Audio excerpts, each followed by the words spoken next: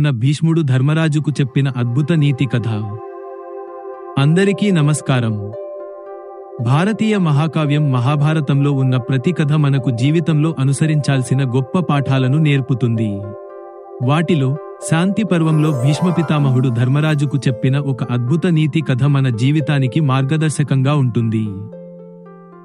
ఈ కథలోని సందేశం నేటి జీవన శైలిలోనూ ఎంత అవసరమో మనం ఇప్పుడు తెలుసుకుందాం. ఒక పెద్ద చెరువులో 3 చేపలు నివసించేవి. వాటి పేర్లు దీర్ఘదర్శి, ప్రాప్తకాలజ్ఞుడు, దీర్ఘసూత్రుడు.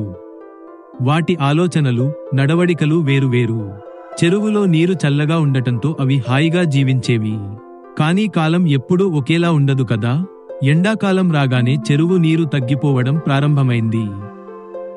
దీర్ఘదర్శి రాబోయే ప్రమాదాన్ని ముందుగానే గమనించి ఇలా అన్నాడు: మిత్రులారా, చెరువు నీరు ఆరిపోతోంది. రాబోయే రోజుల్లో ఇది పూర్తిగా ఎండిపోతుంది. జాలరులు వేటకు వస్తారు. మనం ఇప్పుడే చెరువును వదిలి పక్క చెరువుకు వెళ్ళిపోవాలి.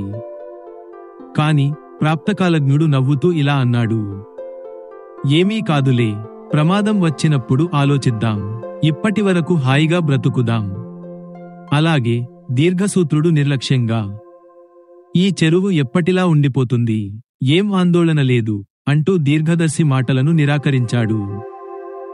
దీర్ఘదర్శి తన మిత్రులిద్దరినీ వదిలి పల్లం గుండా ప్రయాణించి మరో చెరువుకు చేరాడు.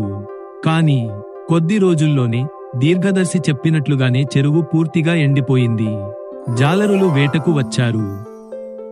జాలరులు వేట ప్రారంభించినప్పుడు ప్రాప్తకాలజ్ఞుడు ఉపాయం ఆలోచించాడు. చనిపోయిన చేపలా నటిస్తాను, వారు నన్ను మంచినీటిలో ముంచినప్పుడు తప్పించుకుపోతాను అని తన ఉపాయాన్ని అమలు చేశాడు. ముఖ్యంగా ప్రాణాలను రక్షించుకున్నాడు. కాని దీర్ఘసూత్రుడు నిర్లక్ష్యం వహించి జాలరుల వలకు చిక్కి మరణించాడు. ఈ కథ ద్వారా భీష్ముడు ధర్మరాజుకు ఒక ముఖ్యమైన నీతి తెలిపాడు. రాబోయే ఆపదను ముందే గుర్తించి జాగ్రత్త చర్యలు తీసుకోవడం ఉత్తమం. ప్రమాదం ఎదురైనప్పుడు చాకచక్యంగా ఉపాయం ఆలోచించడం రెండో ఉత్తమం. కాని నిర్లక్ష్యంగా వ్యవహరిస్తే మన జీవితమే నాశనం అవుతుంది. ఈ కథ మన జీవితానికి ఎలా అన్వయించుకుంటుందో చూడండి.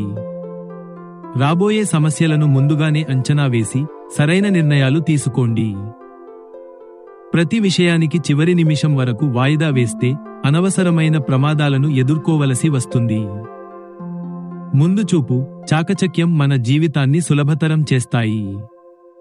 మన ప్రాచీన గ్రంథాల్లో ఉన్న ఈ నీతి కథలు ఇప్పటికీ అంతే ప్రాముఖ్యత కలిగి ఉన్నాయి.